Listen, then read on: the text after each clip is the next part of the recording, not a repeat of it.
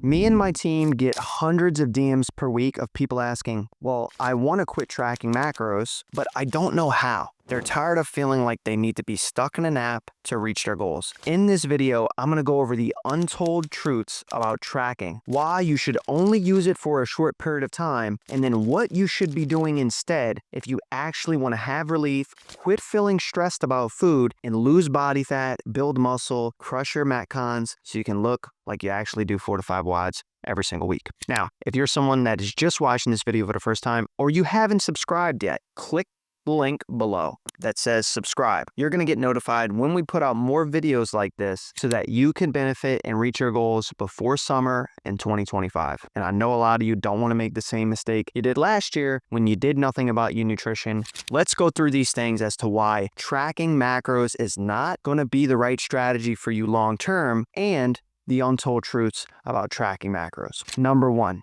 it's very, very time consuming. Tracking macros every single day for every single meal is a part-time job. Now, I'll admit, tracking macros for a short period of time can be extremely beneficial. You're going to learn a lot about the food quality that you're eating, what has how much protein in it and how many carbs. These are very valuable skills that everyone should understand. And let's be honest, most people don't know how much they're eating until they track for a specific period of time. However, tracking macros every single day forever is not going to be the sustainable approach that literally anyone needs in order to reach their goals. We already have stress with kids, our job, other hobbies and things that we really enjoy doing, to where we don't want to be playing Tetris and MyFitnessPal every single week. And this is why you should quit tracking macros, and it's an untold truth by other coaches out there that are constantly telling you, well, if you don't track, I guess you're not committed enough. That is completely wrong. People can be super committed and finally get to a point where they're tired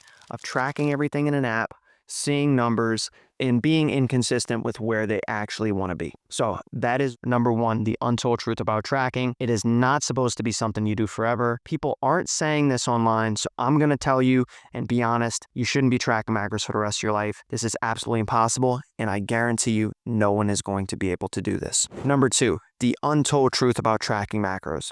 It can cultivate a very bad relationship with food. And why does this only happen to certain people? The reason this can happen is because a lot of us are type A individuals. Type A individuals have an all or nothing mindset. They do this in certain aspects of their life with things they truly care about. And for a lot of us, we care if we lose body fat, build muscle, we do better in our WODs and metcons. And so therefore we become type A when we focus on something like a nutritional protocol. The nutritional protocol around tracking has very specific detailed numbers: 310 for carbs, 75 for fat, and 165 for protein. These specific numbers get us into a pattern of constantly wanting to be perfect to hit them, when in actuality 30% of nutrition labels and facts are off anyways. So what does it matter? I digress. Hitting these numbers specifically starts to get us in an all or nothing mindset. Now, we know how difficult it is to get out of an all or nothing mindset, and we know the problems with being in an all or nothing mindset when it comes to our training, with our work, with anything that we want to accomplish in life. You need to be dedicated and you need to be consistent, but you don't need an all or nothing mindset. So getting into this all or nothing mindset eventually creates an obsessive behavior. And in this particular case, the obsessive behavior is very much tied to our relationship with food.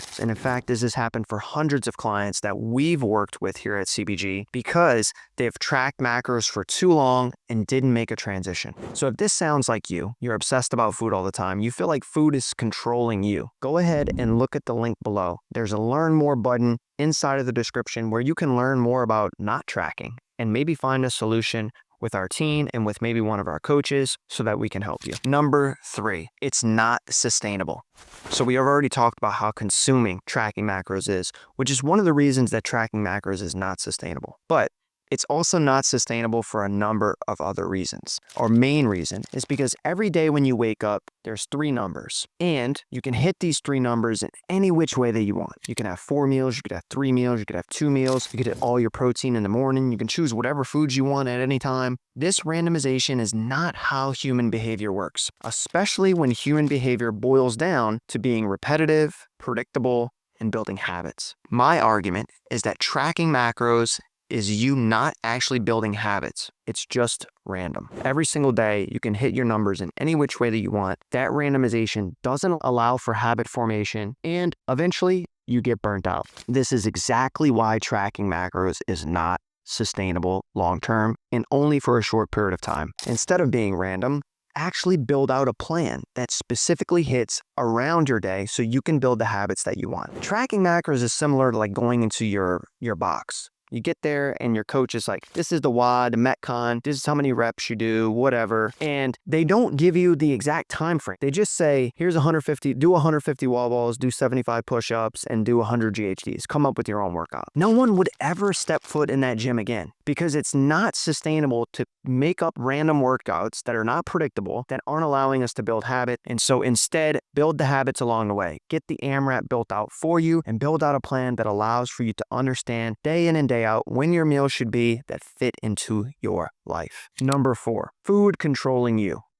This is a very, very crappy feeling. A lot of us want to have control of the situations and things around us. And I know that's very hard when we lose control of something, whether it be something with the government or something that's happened in a relationship of two people that we really care about. It's out of our control. We can't do anything about it. And it's a very scary feeling. Now, when it gets on the opposite direction, where not only are you not able to control it, but it's controlling you, that becomes very, very terrifying. And that's eventually what happens to a lot of people tracking macros. They're feeling like, wow, I don't feel in control if I don't hit these numbers perfectly and do exactly what I'm supposed to do. Is this right or not? And now you're thinking about food every single day, constantly for every single meal, especially if you're not building those habits like I talked about earlier. So now food's controlling you instead of you controlling food. This is a very dangerous position that you need to be in, and I would not recommend this to anyone. The last thing, eating the same things over and over and over again.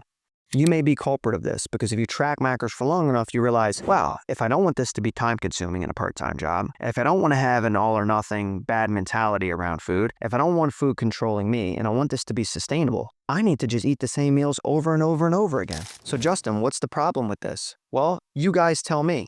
The IIFYM, which is the If It Fits Your Macro solution that was developed, is and was the perfect solution for people to go outside of food composition, but still hit the amounts that they needed to hit. Meaning you could eat pizza and ice cream and all the foods that you want as long as you hit the total calories, which is not a bad concept in its entirety. The problem is when you're eating the same foods over and over again, you're getting rid of the entire concept of what If It Fits Your Macros and tracking macros should be. Tracking macros is supposed to be the flexible solution everybody was hoping for. And instead, you're eating the same foods over and over and over again. Why? Because it's just easier and you want it to be sustainable. The last thing that coaches are not telling you specifically is that a lot of the coaches that I know that help people track aren't tracking their macros because they know it's not sustainable. They know it's not going to be something they do for the rest of their life, and they found easier ways to figure out how to reach their goals without tracking, to understand their intake and build the habits that they need. If this sounds like you and you're tired of tracking every single gram of food that you eat every single day, but you want to lose body fat, you want to recomp, you want to get stronger, you want to hit PRs, and you want to look like you do 4 to 5 WODs per week, go ahead, click the link in the description below. You'll learn more. There's a free training there. Learn about our team, how we've gotten people the results without tracking thus far, and if you want, you can be next. Hope this video helped in terms of what you need to do instead of tracking. And if you have any questions, shoot me a DM on Instagram. We'll get back to you with lots of free trainings and guides, and I hope to see you guys in the next one. Like, subscribe, see you soon.